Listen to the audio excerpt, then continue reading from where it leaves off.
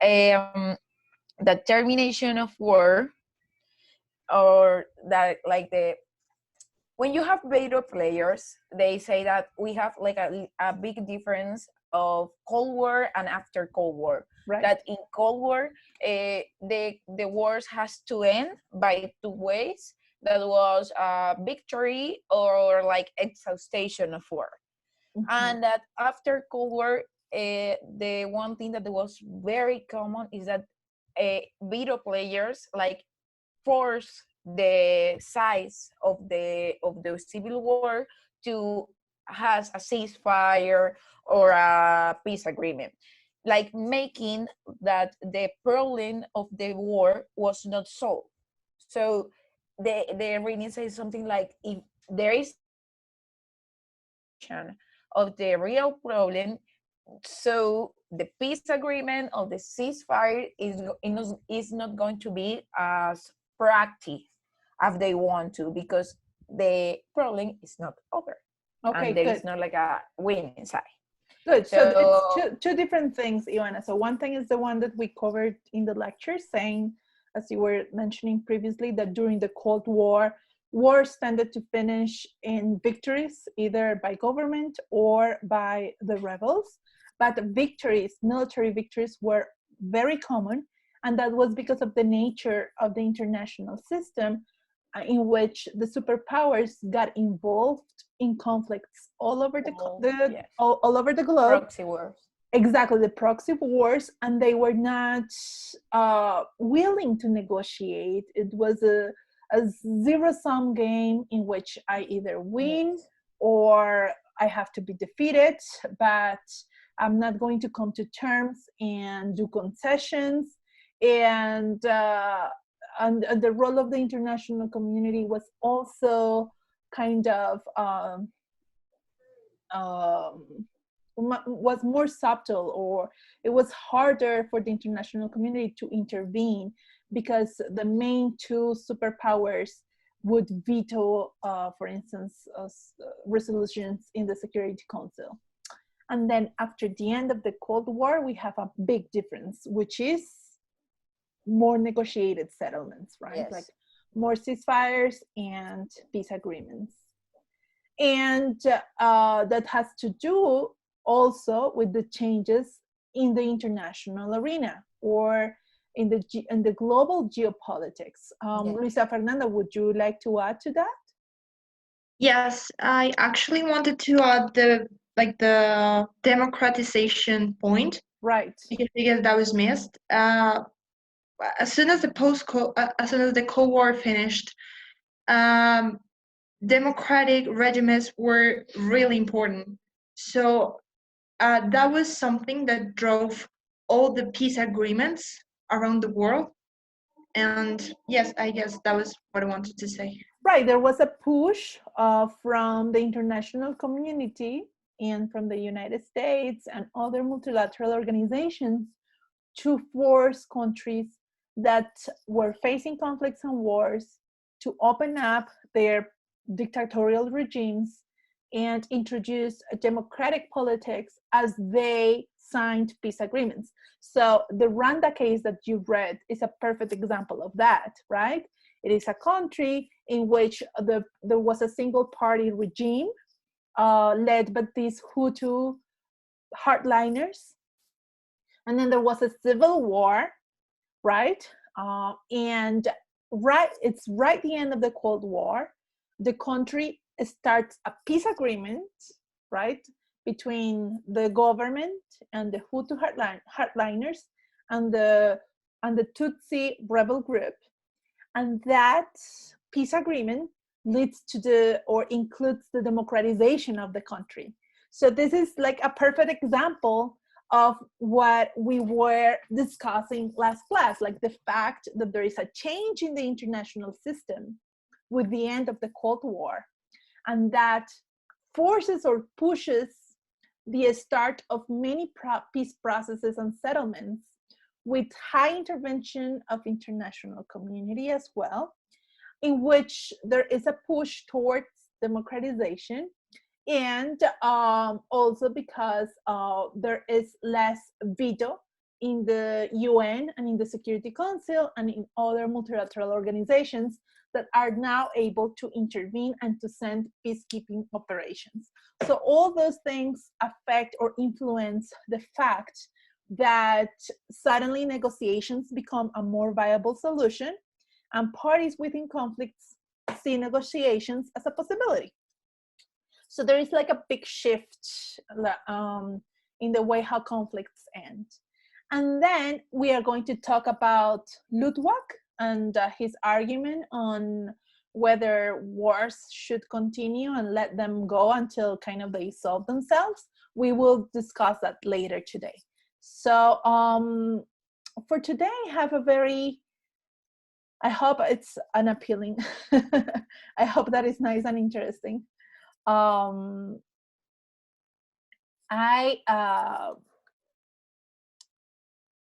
So you read today on negotiations, right? Like that was the topic of today. The topic of today is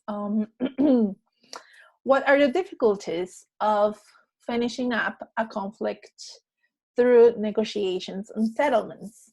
So we are going to start with a game to kind of get into the idea of the difficulties, right, of finishing up a war in this way. And many of you are well aware of the difficulties of peace agreements, since we just had a very important peace agreement 3 years ago, and we have been living through the aftermath of that peace agreement and all the complications and all the politics that revolves around the implementation of the peace agreement with the FARC. So we are well aware of these problems. So I'm going to start sharing my screen, and I want you guys to pay attention to the chat, because I will send some links via chat, okay? So, got it. So here we have the chat. I have the chat at hand. And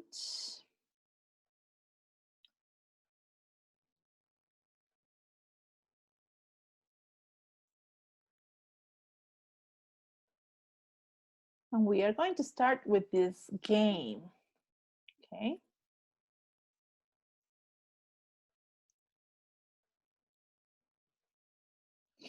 And this game has several rules, so please pay attention to the rules of this game that we all are going to play.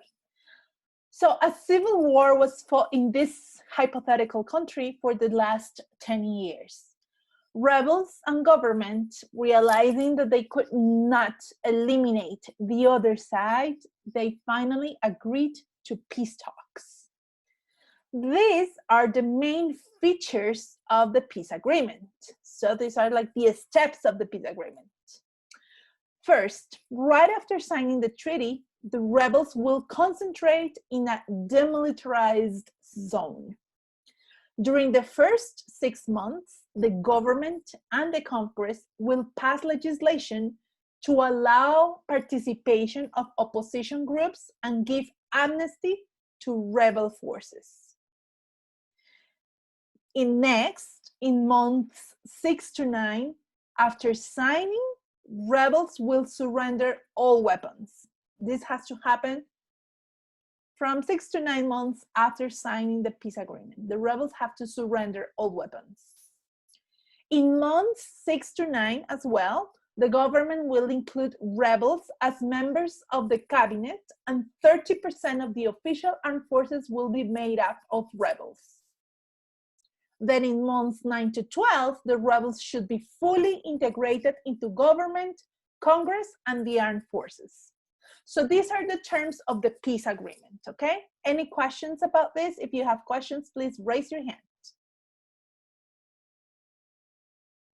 Good, it's all clear. So we have a peace agreement. These are the terms of the peace agreement. So depending on your last name, you're going to be either rebel or state, okay? You're going to be rebel or state. So if your last name goes from A to M, you will be a rebel, or you will be part of the rebel groups. You can be like a leader of the rebel group. If your last name goes from N to Z, then you are a member of the state or the establishment, right? Like a member of a political party that was part of the government, or you can be the president, or you can be a member of the military. You can imagine your role. So if you are a rebel, you rebels, you believe you signed a good peace deal, but you do not control 100% of your forces. Some rebels do not believe in the government. Then if you are the state, you also believe that you signed a good peace deal, but you do not control 100% of the state and the establishment. There are some politicians from some political parties and members of the military who do not believe in the rebels. Does this sound familiar? Well, it is much more common than what you would think. These are absolutely common, almost universal features of all peace agreements and negotiated settlements around the globe. It's not, if it's familiar for you, it's because it's common of all peace agreements, okay? Any questions so far? So all of you, do you know if you are rebel and state? Okay, so pay attention to that, because depending on whether you're rebel or a state, you will do the next thing. So we will have a series of breaking news coming up, because you know we are in the peace agreement, time starts to pass, we start to implement this peace treaty. So there are some breaking news, some things that you find via the news. Then after each piece of news, after each breaking news, you must show a flag. You will vote in the Google survey that I will send via chat. So you will show, so there will be like a piece of breaking news, number one. And for that piece of breaking news, you have to make a decision. You have to decide if you move on with the peace deal, then you show a green card or a green light. Actually, it's going to be a green traffic light. We attempt to continue with the peace deal, but we prepare resuming war. We prepare for resuming war. Then you will show a yellow light. And we go back to war. You will show a red line, a red light. So after each breaking news, you must show a flag or a light. You must take a decision on what would you do, okay? So any questions so far? I am going to send the links via chat. So the links of the rebels, I am going to send the links of the rebels right now. No, you don't discuss. This is like, I thought about the possibility of doing discussions, but it would be very hard. So now you take the decision individually. You think of what you would do, take the decision, and then we will have time to discuss. So if you're rebels, okay, I'm going to send again. Rebels, this, and state, this. Okay, so open the survey. Don't start solving it, just open it. Open it in your phone or open it in your computer. And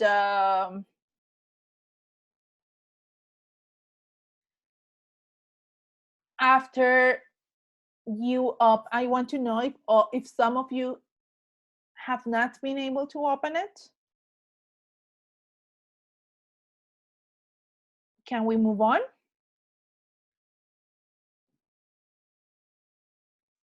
Yes.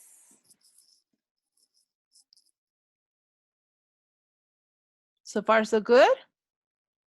No, I can't open it. It says that is an invalid form or something like that. But I could open the rebels. Yeah, me I too. doing. Like now I can see like traffic lights. You saw the traffic lights? Okay. It's the formal. So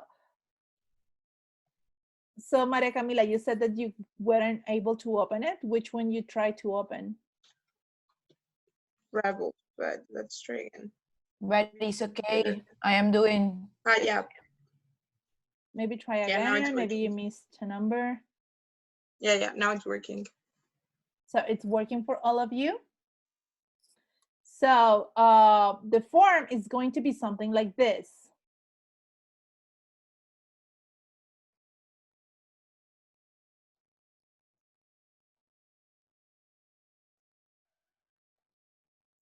Right? It's going to, you see this, right? You see the form that I am showing, correct? Yes. Okay, so it's going to be something like this, okay? Good. So let's get it started. So the peace agreement was just signed. But then breaking news, a faction of rebels does not trust the government and goes hiding instead of entering the demilitarized zone. So if you are a rebel, take a decision. And if you are the state, take a decision. What are you going to do?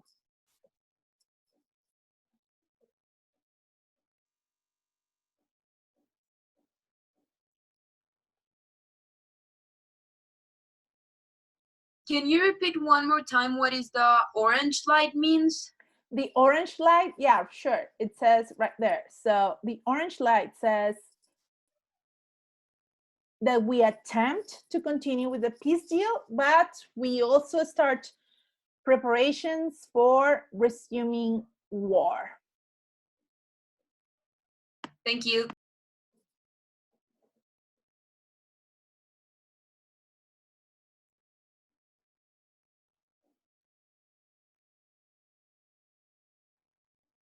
Okay.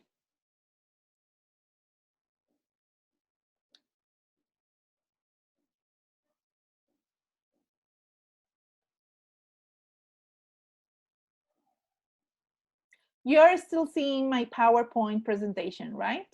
Yes. Yes. Good. So I only have one response in the state from the state people. So sure, it's only one response because I only have like one. Never mind. Never mind.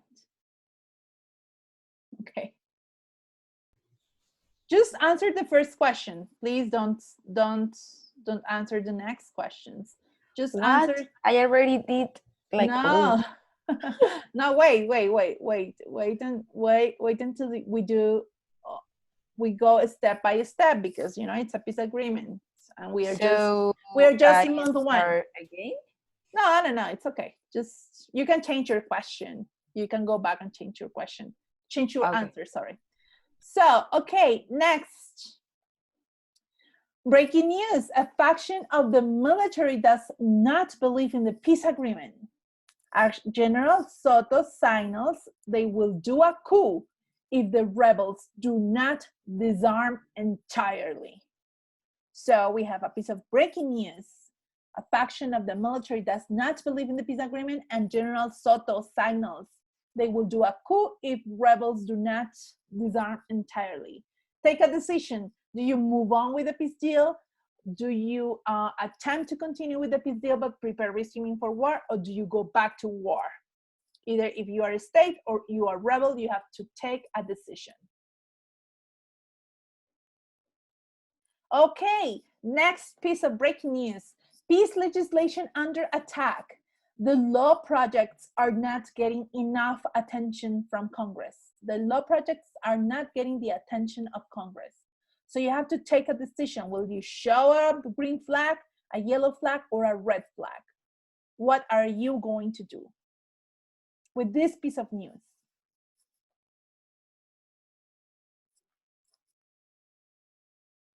Okay, ready? Good, let's move on.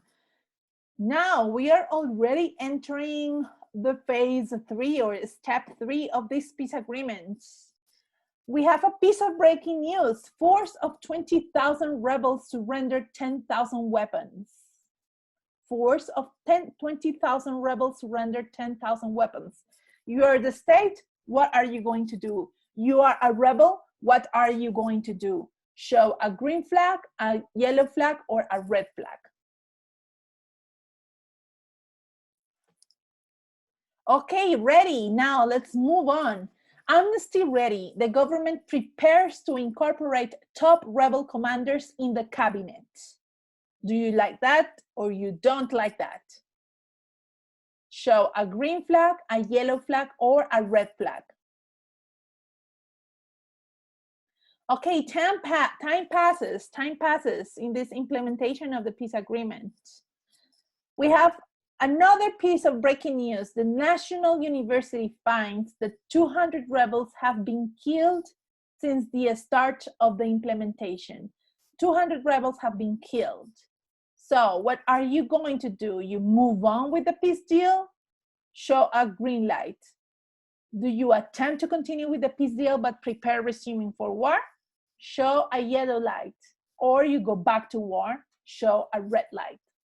Okay, now submit your responses. Submit all your responses.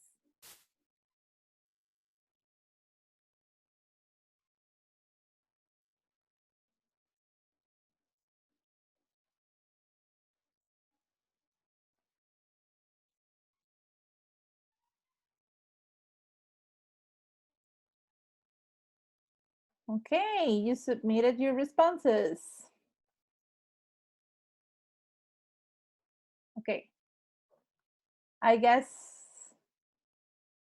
that we got all the responses in.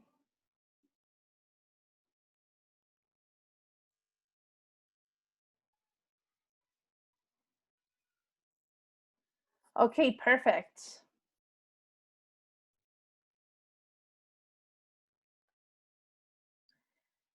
Now we have a little difference. We have a second stage of this game. There is a little difference. There is something that changed. The rules are pretty much the same, but now in this stage of the conflict, we will have a peacekeeping mission of 10,000 soldiers from the former colonial metropole who will guarantee the terms of this peace agreement with military intervention if necessary. So we have pretty much the same, but now there is a peacekeeping mission and it's quite numerous. It's 10,000 soldiers and they will intervene military if they consider it is necessary to implement the peace agreement. So we have another, since this is another stage, we have another, I will send to the via chat another survey. So rebels stage 2, please solve this survey. And if you're stage 2, solve the survey. Okay, now open those new 2 links. Open the new link, either if you are rebel or if you are the state, open the new link. Ready? Are you guys ready? Okay.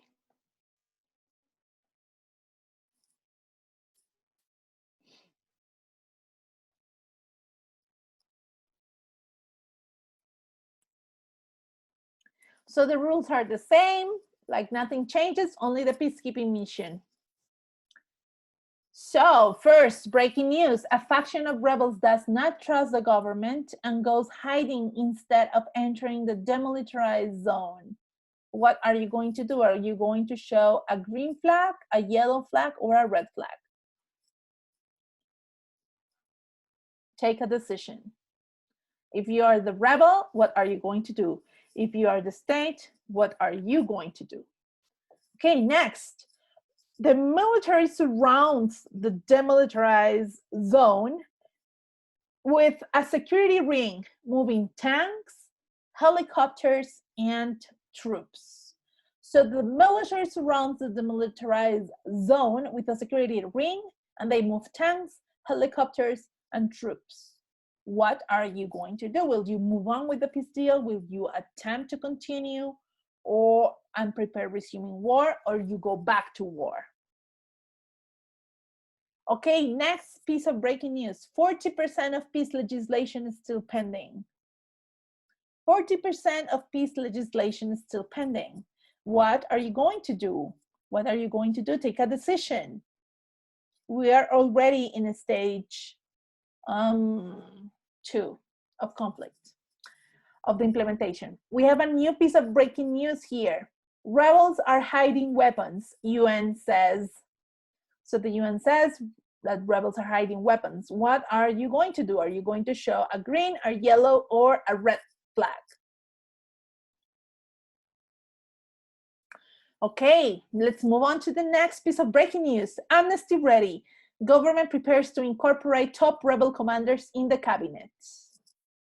Amnesty ready.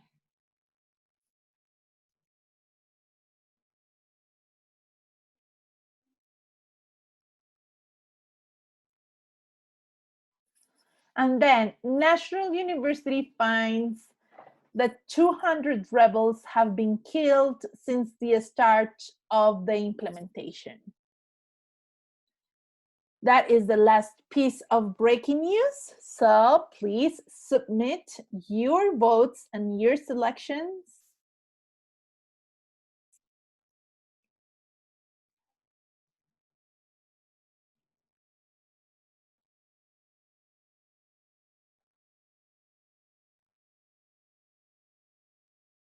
And I am going to prepare to show you the responses.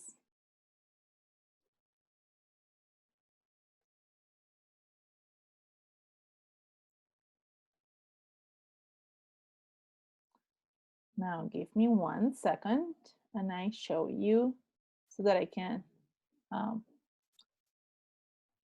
prepare myself to show you the responses that you submitted. Okay.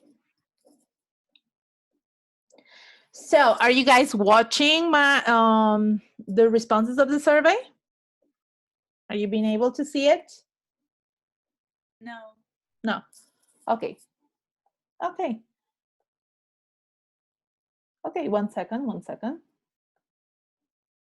You have to share the screen yes, when you sure. change. Right, yeah, it changed. Okay. Now you do, right? Now you do. Yes, yes. Yes, indeed. Okay, so this is the results for stage 1. These are the results for stage 1. So in the first stage, without a peacekeeping operation.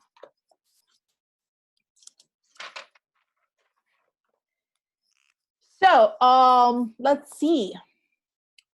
We have more rebels than a state. There are more people today with the first last names. So so in the first question, that a faction of rebels does not trust the government and goes hiding.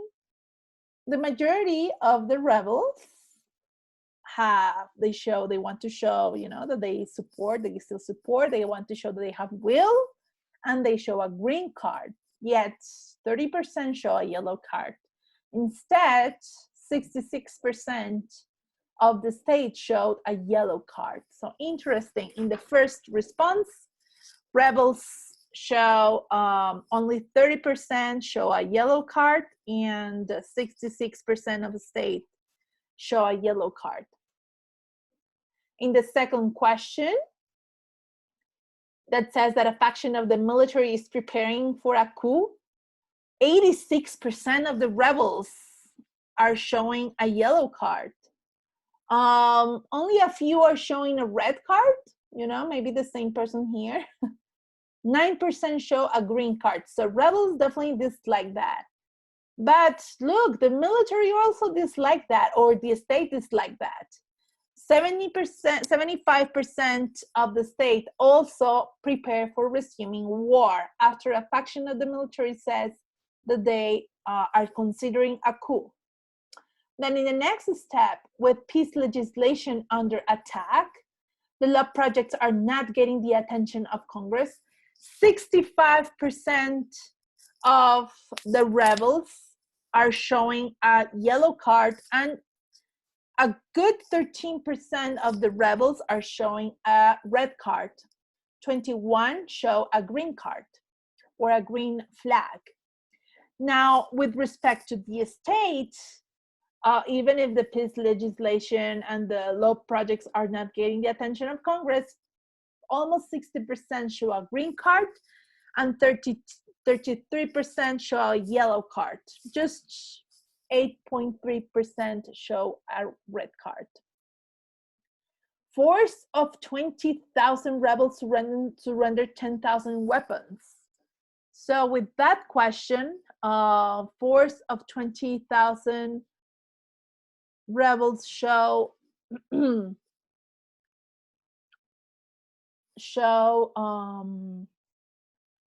surrender 10,000 weapons. The majority of the rebels show a green card, and 21% of the rebels show a yellow card.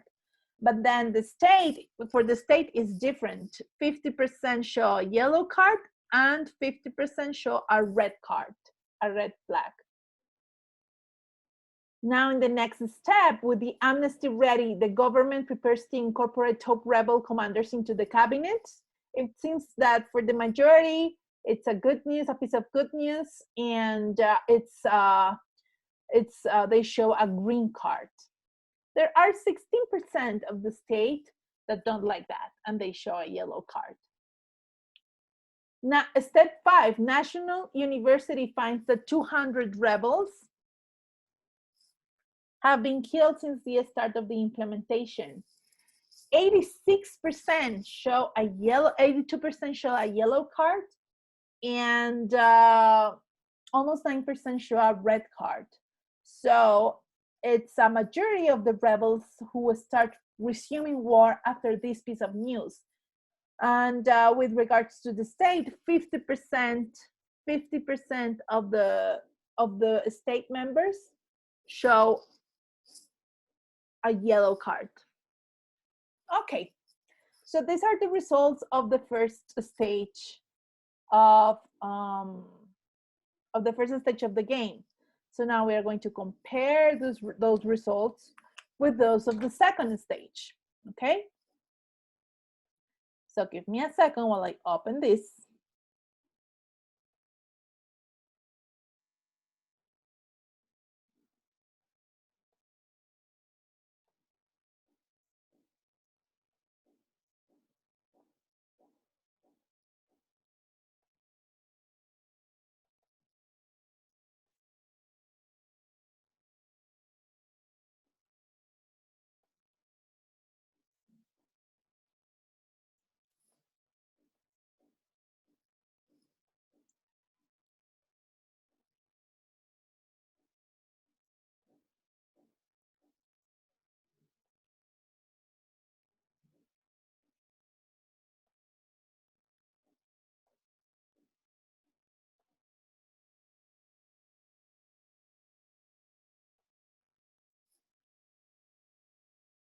Okay, game from a stage, round 2.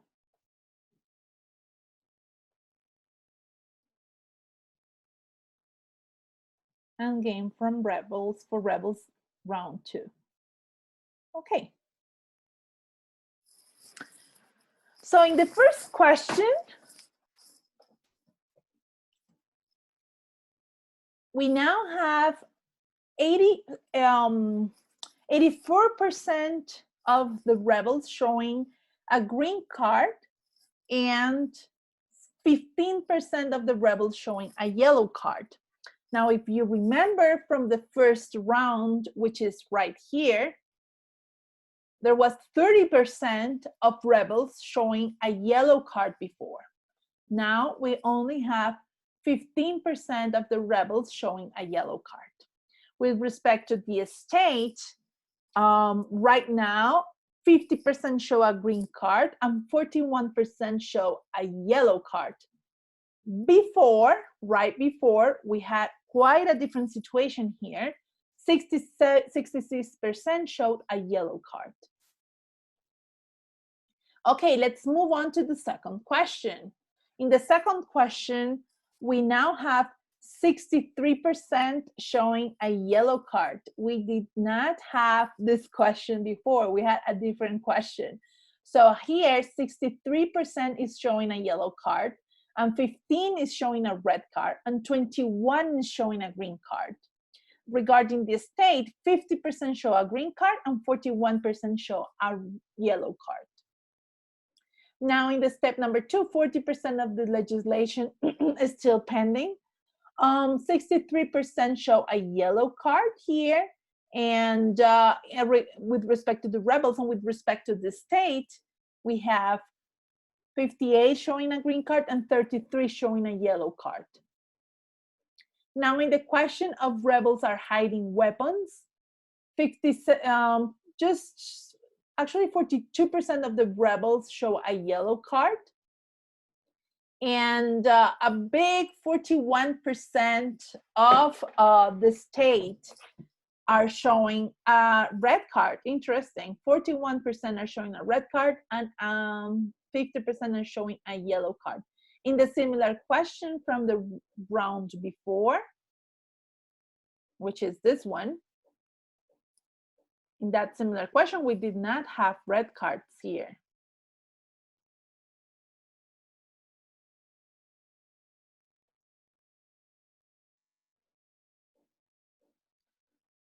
Okay, step 4.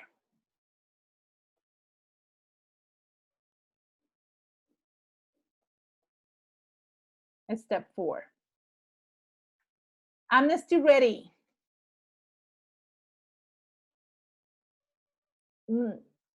91% shows a green card and 8.3% shows a red card in the state, and in the rebels 94% show a green card and a minority shows a yellow card. Now let's compare that with the question before, with the first round, and we have a little bit more people showing 10% more people showing a green card than before. And if we compare here, we would have a group of people that radicalized from the first to the second round and are now willing to go to war.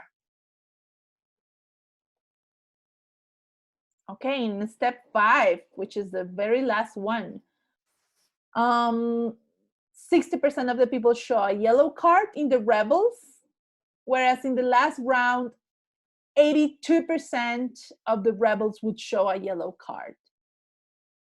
And with respect to the state, 50% shows a yellow card and 41 a green card, and 8.3 shows a red card. And in the previous round, we will have a 50-50. Okay, so what can we conclude with all of this? What would be your conclusions? What is the effect of having a peacekeeping operation of 10,000 people? Who wants to raise your hand and participate?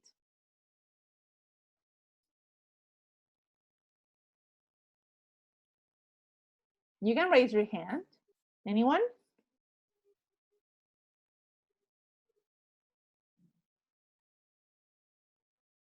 Daniela? Well, from the point of view of the rebels, having a peacekeeping in the context of a conflict makes, overall, in my position as a rebel, makes the situation a little bit more, I don't know if unstable, but it is a little bit more difficult for rebels to trust on the state, knowing that they have some force in order to maybe control the situation. So you think it made things harder for the rebels? Yes. Okay. So we have some participants here who actually was Luisa, the next person. Luisa, would you want to share? Yes, sure.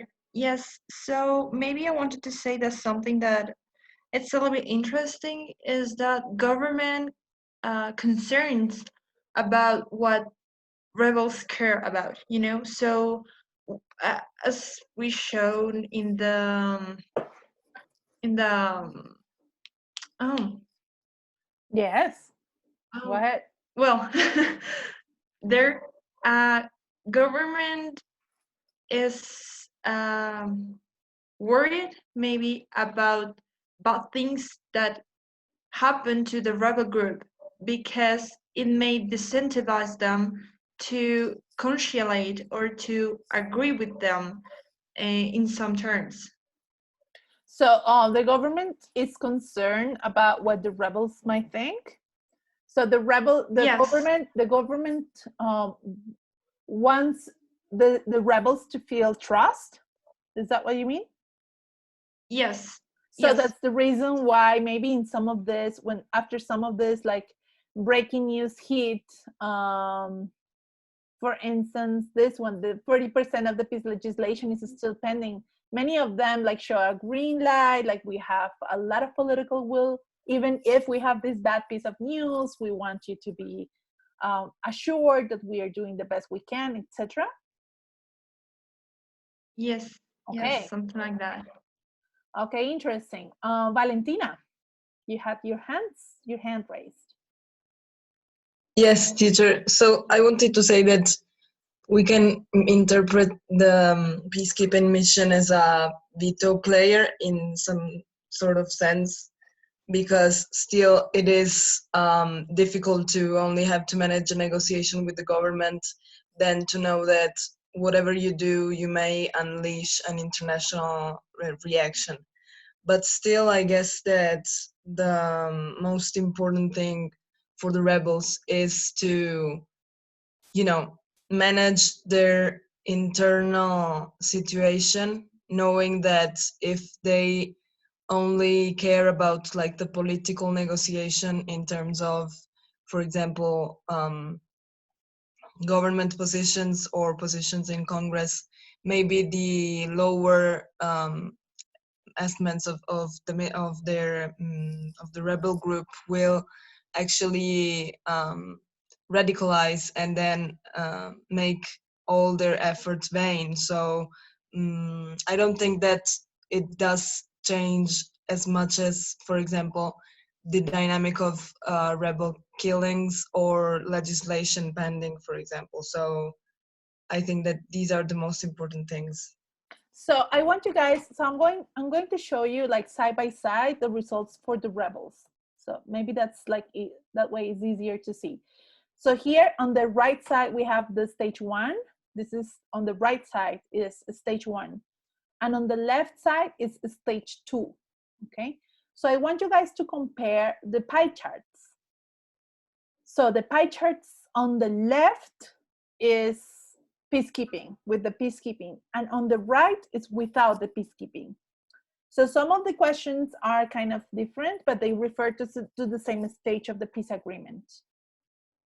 So here, and I would like you guys to pay attention to the percentage of the yellow flags, to the percentage of the yellow flags, because it is there where we can see the difference. So I'm going to start moving this.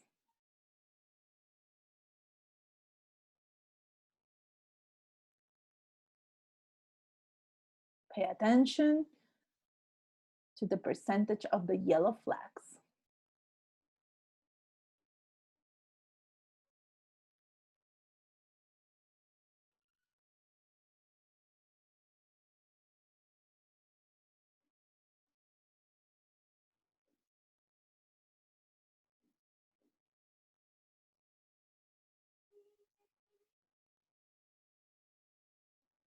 Okay, with the peacekeeping operation, we have more or less yellow flags?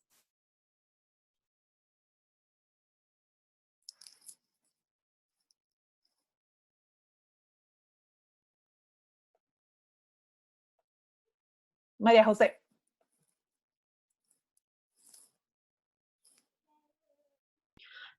I didn't want to say anything about that. I just thought it was really interesting how I don't know if this happened to everybody else, but I think it is easier to think as the state.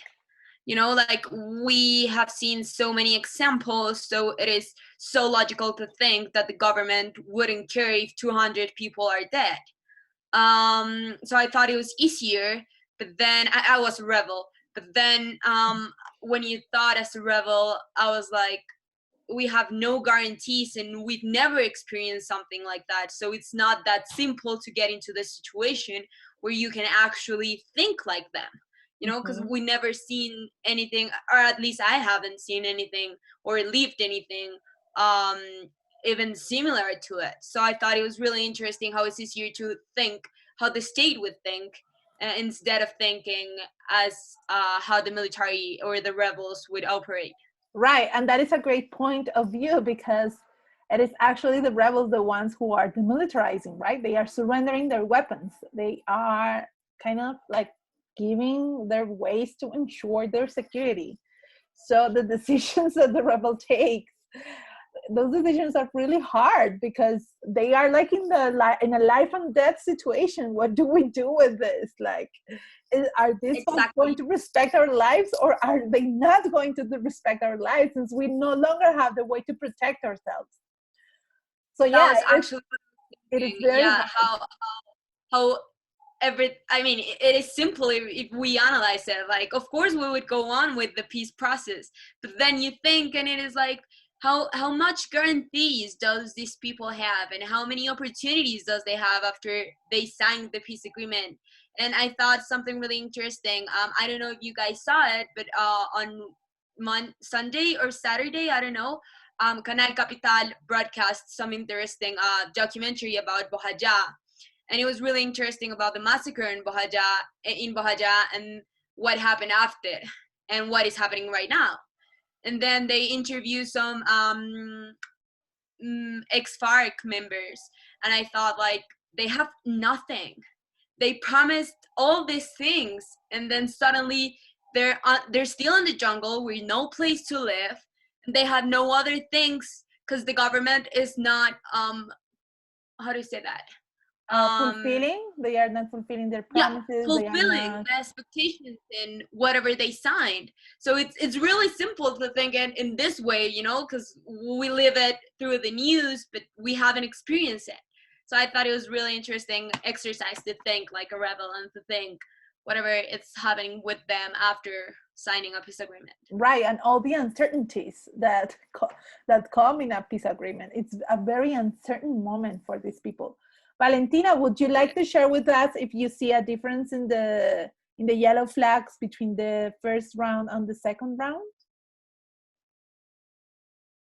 Teacher, actually, I was going to react to what Maria Jose said, but Okay.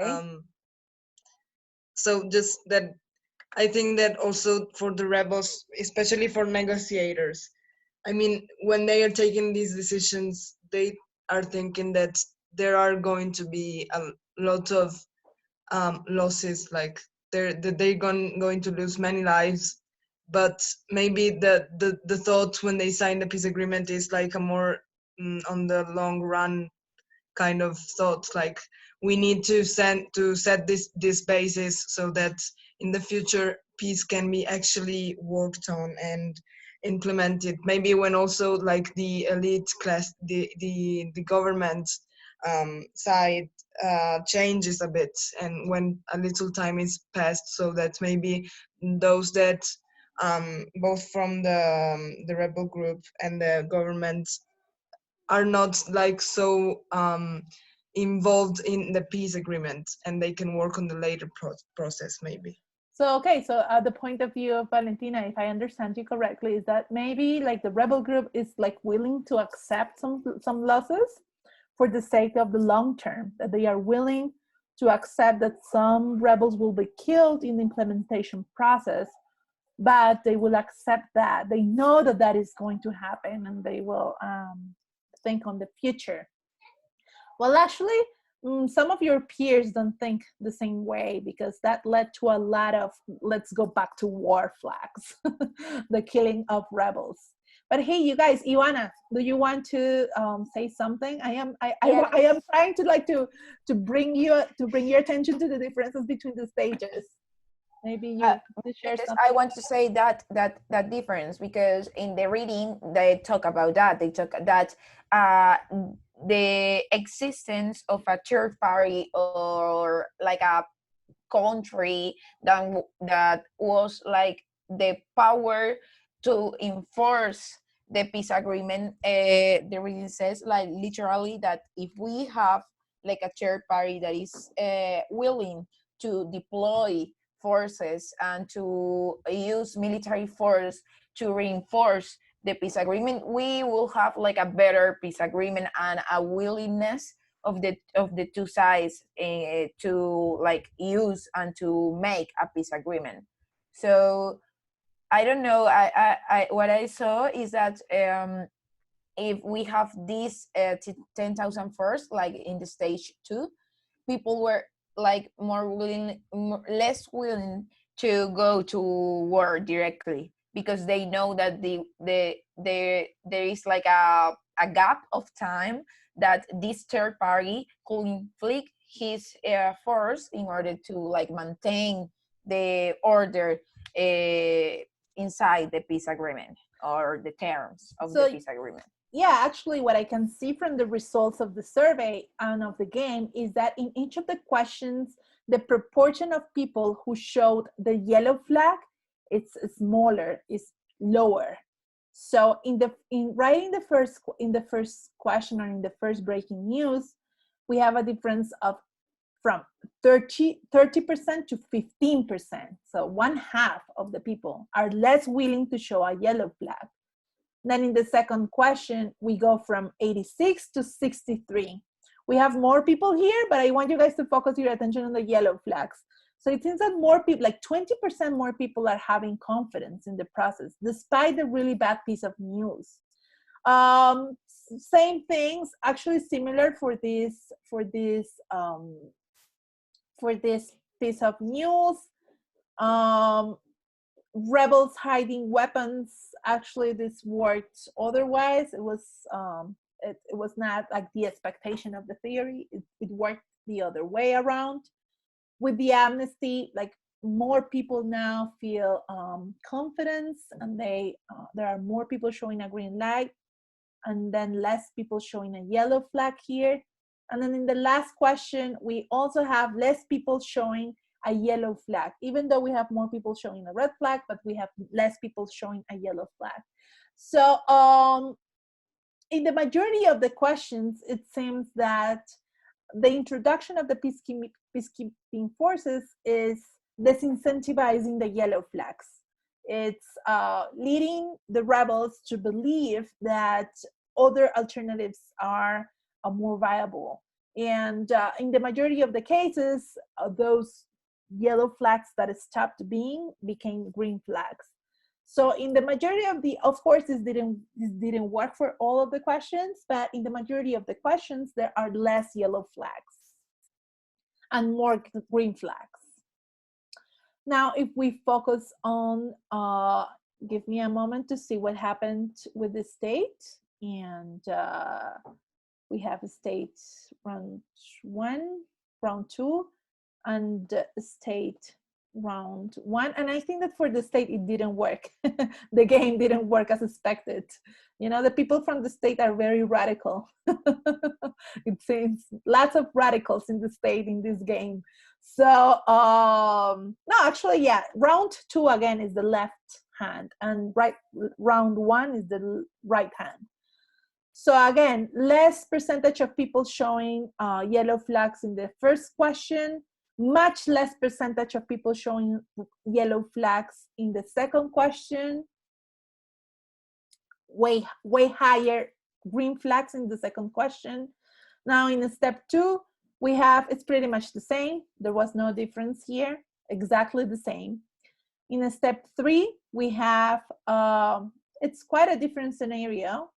It seems that the wording of the question led more like people to believe that they should go back to war. Interesting. the amnesty thing is also making a few people to go back to war, but way more people, like 10% more people showing a green flag here. And with respect to the last question, little difference, except that some of them are going back to war.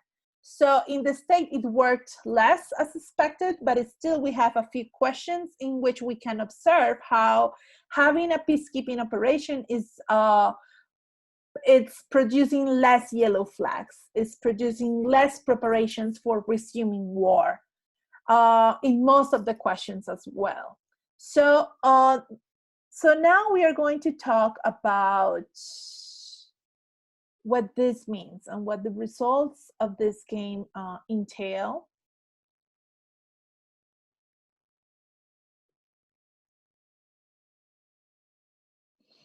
And the game takeaways. So, and let's go back to the reading that was assigned for today. What is the critical barrier to civil war settlement? I think that there was a hand raised. It was Valentina and Dario. Dario, would you like to share with us, according to the reading, what is the critical barrier to civil war settlement? Sorry, You wanted to talk about something else? Raised the hand because I had a question. Go ahead. About our discussion, but it is not relevant because we just turned to the other topic. I'm very sorry. No, it's okay. It's okay. Anyone wants to discuss what is the critical barrier to civil war settlement? What is it that, why is it that it's so hard to reach a civil war settlement, a negotiation?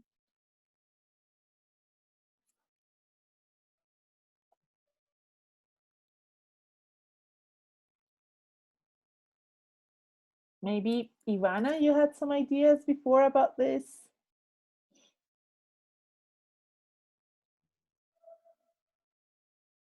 Okay, Lina, go ahead, Lina. Yes, I think that in the reading, it focused a lot on the credible commitment problems, which means that neither side trusted that the other will honestly fulfill the terms, as Maria Jose said. So, and also that belligerents doesn't have the opportunity to be apart from the government. So they are surrendered to them, and they don't have like the guarantees that they could even have a life after the agreement, because they are surrendered all the means that they have to secure themselves. Okay, good. So there is security concern. That it was exactly what Ivana was saying before, and the way how you felt answering this game and putting yourselves in the shoes of the state and the shoes of the rebels. Like, you really don't know if the other side is going to commit to the terms of the agreement, if the other side is going to do their part. And if you're hearing news that the other side is starting to doubt, is starting to arm themselves back again, that they are not going to implement some parts of the agreement, so it builds distrust. And distrust is really, really, really bad in the context of civil wars, which is different to the context of international wars. So Luisa, would you, no, or actually Laura, you had your hand raised. Would you like to maybe share with us why is it that this lack of trust in the other party is so critical in civil wars and domestic wars in opposition to international wars? Or Luisa? Yes. What I understood from the reading was that in the between states there were some mechanisms that allowed them to stop the other side from cheating, but that doesn't apply for internal conflicts. For example, in the international context, there is a possibility for states to apply mechanisms of, I don't know, dissuasion, deterrence, Yes. or something like that. And for example, economic sanctions or things like that. But in the scenario of internal wars, there's not that possibility. Right. So in internal wars, there is generally one party that has to surrender their weapons. In this case, was probably the rebels. They have to surrender their weapons, and then you felt the lack of security, right? Like you felt that if you surrender your weapons, you will be less safe. So in the context of domestic wars, the critical barrier to civil war settlement is that one of the parties has to surrender their weapons, and so they cannot protect themselves. If the other party do not fulfill the promises, then that weaker party that surrendered their weapons will be very vulnerable, very, very vulnerable. So the fact that makes civil wars different is that the parties are very vulnerable to the lack of commitment from the other party. So this really disincentivizes the possibility of civil war settlements. And that is why having a peacekeeping operation or a third-party intervention would make things better, because it would bring confidence to the conflict, and we would bring confidence to the parties. If there is a third party that is a neutral party that is there to enforce the terms of the agreement, then both parties will feel safer and will feel able to trust and will manage to go beyond and continue abiding to the terms of the peace agreement, even though some bad things might happen. Maria Jose, do you have a question? I'm going to check. There are a few people with your hands raised. Maria Jose? No, I just wanted to say that like a little bit about what you just said, and about how the vulnerability of this kind of peace process, I mean, with national conflicts, are different to international ones, because the groups or the rebel groups that are inside of a country feel more insecure about the conditions of the peace agreement, since there are a lot. For example, in the case of Colombia, there are a lot of soldados rasos. I don't know how you say that in English. The rank and file. The rank and file. But how you, well, the soldiers, there are a lot of soldiers that there are not really the ones that are negotiating. And sometimes the negotiation is for those that are negotiating, and those who are in the table feel more secure. But then the people who struggle, who's fighting, who's actually in the front line, don't feel secure, and that's where it can lead to some of problem with disidencias or something like that, because it is not the same to negotiate. Of course, you can't negotiate with the entire party, but at least you should try to make it safe, or to ensure those conditions, the same conditions for all of them, not just for the most important ones. Right, and if it's a war between the states, then no state has to surrender their military capacities. They can just go back to their area, to their territory, and they can build up their military and their defense capabilities. And then in the context of civil wars, you don't have that. You have the opposite. One of the parties have to surrender all their defense capabilities. And that makes really hard for people in the jungle, for people in the ground, who are not the political leaders, who are like maybe the middle level commanders. They have a lot of enemies, and that makes them very vulnerable. So if there is a peacekeeping operation or a third-party intervention of any sort that is there, that is paying attention, that is looking at the conditions, at the security conditions of the people, maybe they will feel more trust.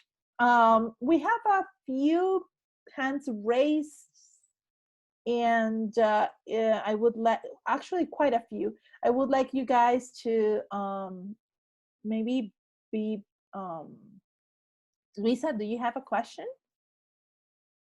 No, I didn't have a question. I was just going to say, maybe that goes with Maria Jose's point of view, that the fact that we don't reach a peace agreement has to do a lot with the winner point of view. I mean, it goes with the military capacities surrendering the other side, and maybe as I surrender my military capacity, that may look like I lost. Right. So, yeah, right.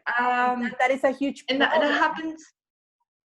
Sorry, that goes along as well with the public opinion. Right. So I don't know, maybe if we can just took Colombia as an example, when people were saying like, oh my God, but they are giving FARC the state and the government and all of that. So, well, I was just going to say that. Right, exactly. So there is always, not only in the state, there are always factions within each of the groups who believe that a military defeat or a military, like winning the war with a military victory, is a possibility. And in Colombia, you had that in the FARC, and you had that in the state. A group of people who believed, you know what, we shouldn't do a negotiation. Why are we going to do concessions if we can win the war military? You always have that. And that makes peace negotiations very hard, because there are spoilers. There are always spoilers who will try to spoil the peace agreement. And you know what? This is not something that happened in Colombia. This is not something specific of Colombia. Again, this is common of not only peace negotiations in general. There are always a group of people who don't think that they have to make concessions because they believe that they have an advantage in the fighting. They have an advantage. So if I have an advantage, why will I make concessions? And the point of third-party interventions is to also bring attention to the different parties that it is better to do concessions now rather than having a long-lasting war going on for more and more years or even decades. Maria Camila, would you like to say something? Yes, actually, I was thinking about what Luisa just said and Maria Jose said. And I remember a class that I had last semester with you, Silvia, and also they said that further than the uncertainty that some rebels had, also the people in which rebels had presence had. So a lot of people in these areas where rebels control them, they say that they prefer the rebels to keep their presence there than the state came. And that's the reason for a lot of rebels not to go with the peace agreement or be part of the disidencias. Right, So, like you can have all sorts of spoilers of a peace agreement. It can be a political party, and in Colombia, it was like the Centro Democrático, very clearly. It can be factions of the rebel groups, you know, Jesus Santrich, he was always a spoiler of the peace agreement. Inside, during the negotiations, he was always discontent. He was always saying, I don't like this, we should get more, we shouldn't do these concessions, etc. He was a spoiler. And then you can also have spoilers within the people, within the communities, people that consider that peace is going to be worse for them than war, because at least during wartime there is already a political order that relates to the rebel governance aspects that we studied a few weeks ago. So they already know that they are doing well with the current situation, and then they prefer status quo rather than change. So the readings, they show, and actually we have just 10 minutes, but the readings show very different perspectives on the roles of the third-party interventions and the roles of the international community. What we read last week on the Give War a Chance have a particular vision of what would be the consequences and the effects of intervening in a civil war. And then the reading that we did for today had a different approach on what could be the effects of that intervention. So I would like to ask any of you who would like to think briefly on which would be the main differences between the approaches of the two authors that we have read, the differences between the authors on what are the effects of interventions from the international community?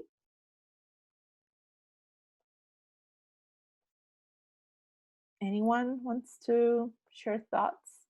So the last week we read Give War a Chance by Ludwig, and what was his concern or what were his thoughts on the effects of ceasefires, truces, peace agreements, and peacekeeping operations? Did he think that, that's a good idea? Or was he like wary?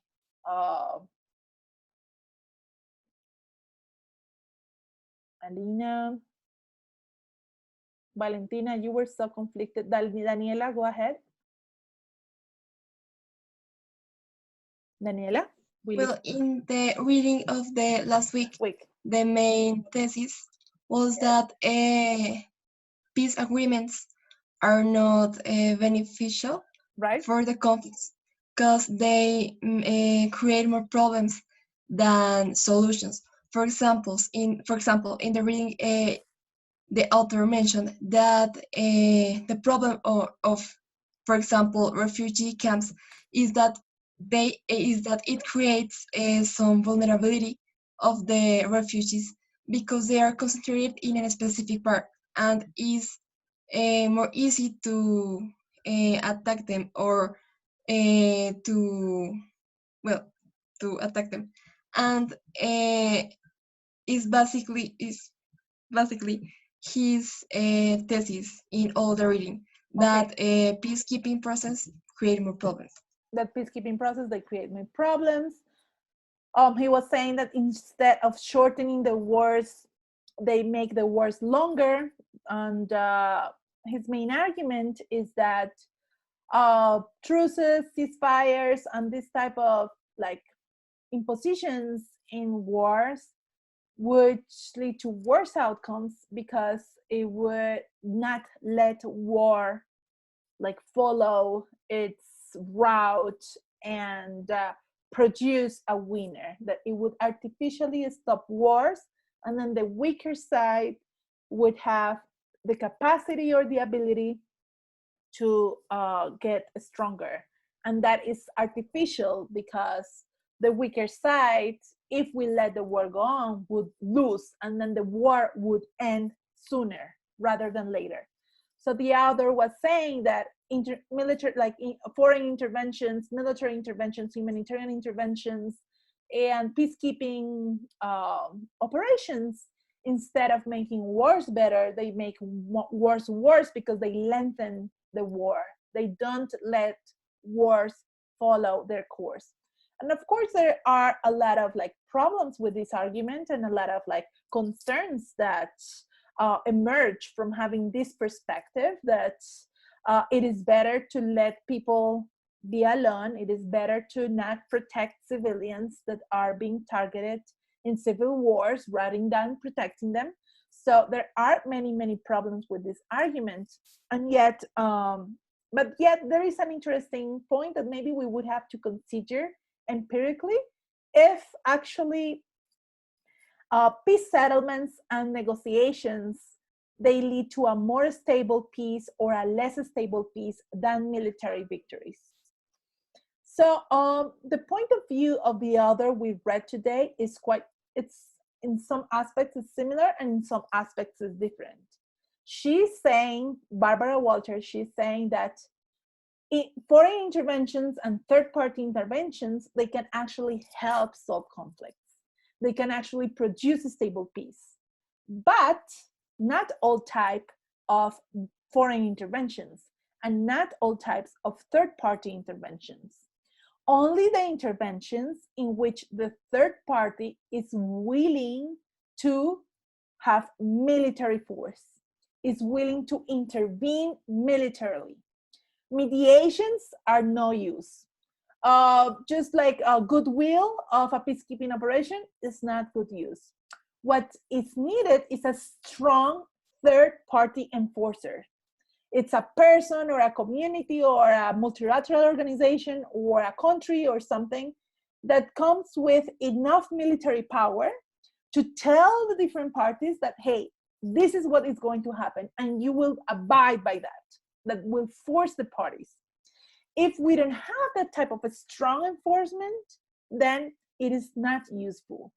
So in some sense, in some aspects, the other disagree with each other, but they would also agree with the fact that some types of soft third-party and international interventions are not useful and are not going to lead to a long-lasting and stable peace.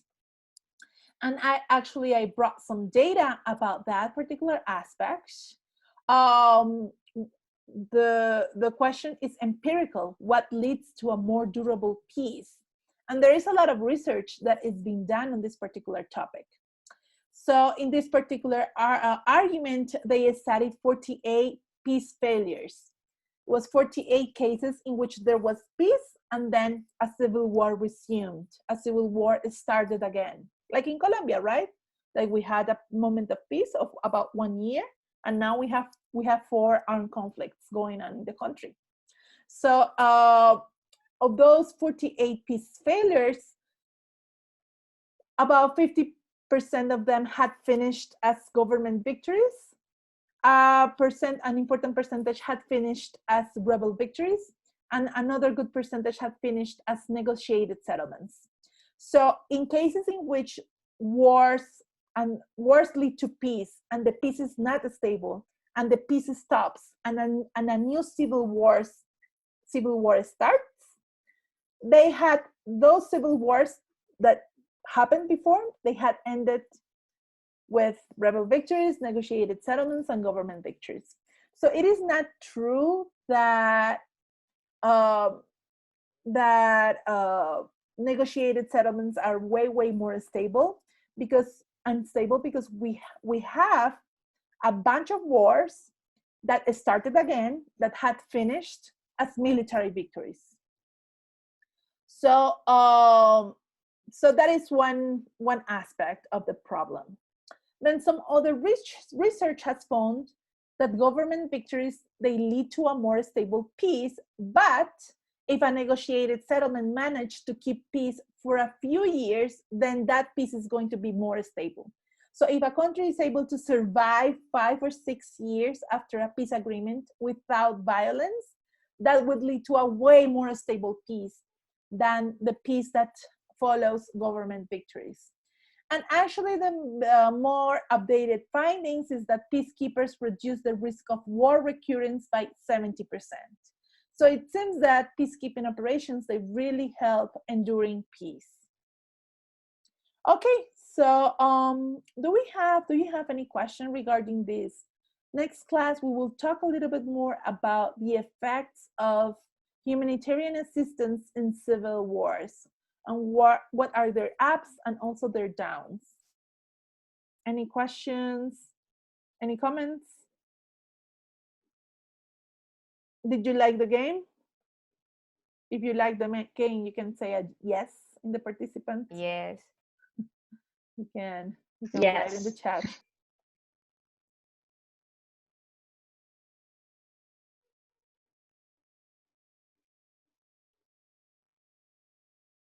So yeah, exactly. So the game, it's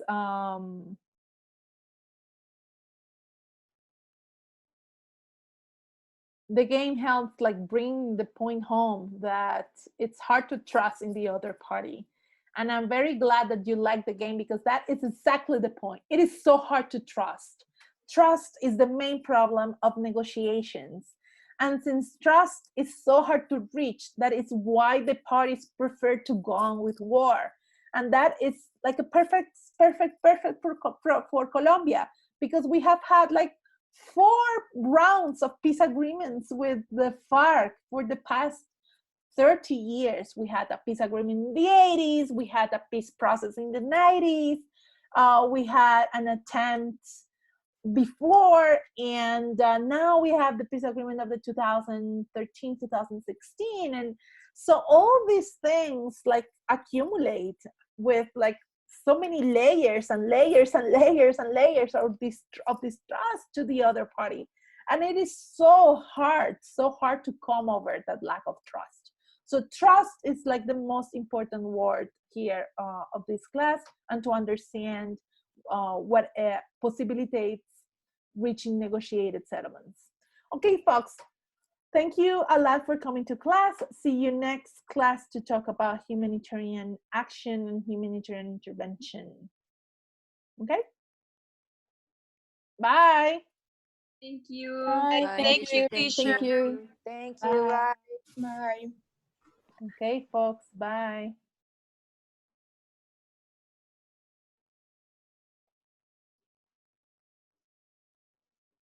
Teacher, but can I ask you a question? Sure. So, are you suggesting that a peace, a third party intervention, or that a peacekeeping mission would help manage the Colombian situation? Of course, yes. No, yes. I think that actually there is a mission, right, from the UN. If it were not for the international community, this would have been much, much, much worse. There have been many signals from the international community saying that they are interested in the implementation of the peace agreement, and yet there are so many problems with the implementation. So yeah, probably something more aggressive would have been helpful. But since Colombia is a country that is more institutionally developed, right, it will be kind of harder to accept. Exactly. That is Yes. what I was thinking. I mean, Yes, maybe it the will be role harder that to Colombia accept. has, but Yes. also like in the regional scenario. I mean, with Venezuela, for example, like Yes. Colombia has a very important role in that crisis, and over the last year, for example, if it wasn't for Colombia, even with all of the great mistakes that it has made, but I mean the Venezuela situation also got visibility in the international scenario thanks to like last year attempt to send humanitarian aids, and Colombia played a role in that. So I mean, Colombia is this kind of really ambiguous actor that how can you, like, in a sort of sense, violate Colombia's sovereignty, as it would be seen for many Yes, parts, exactly. both Yeah, from yeah. the public opinion and of course from the government. I mean, Right. how would you manage that, right? Yeah, it would be very hard to accept a sort of like a peacekeeping mission that would be stronger militarily, that would do some military interventions. It would be very hard to manage that and to accept that. And yet, the thing is that right after the end of the peace agreement, like in the weeks afterwards, that is like the moment in which everything was lost, because the FARC moved out the areas they controlled, and the state did nothing. So in the weeks, it was a matter of weeks afterwards, the new forces started to come in to fill up the vacuums, and the opportunity was lost at that very particular moment. So maybe in that period of time that was like very, very susceptible, and that was very vulnerable, that was very crucial, some type of military force from the UN, from a peacekeeping mission, would have been very, very helpful to ensure But I mean, again, the order and the peace of the communities in which the FARC had a presence, and those are very marginal parts of the country. So maybe that could have happened. Probably not a peacekeeping operation that would last like for years and years and years. Maybe that particular time in which the FARC moved out, and like in the weeks and months afterwards, that would have been helpful. But that didn't I happen. understand. So, But I and mean, that is the moment in which everything was lost. Like everything was lost there. Like it was like we Mhm. had like all the eggs in the basket of the political participation and all these like laws that were going to be passed, and yet what was more crucial was the security of the communities in which the FARC had presence. That was the most Yeah. crucial aspect, and that was completely neglected. It was Uh-huh. unbelievable how it was neglected, and the military has like about 200,000 members, and what the heck were they doing? It was Of course. like nobody knows what they Exactly. were doing, but they were Uh-huh. not enforcing the security of these communities. It was very Exactly, secure. and they haven't done that ever since. And I mean, Yes. not only that, but then it all the rest came, no, like the first point and the absolute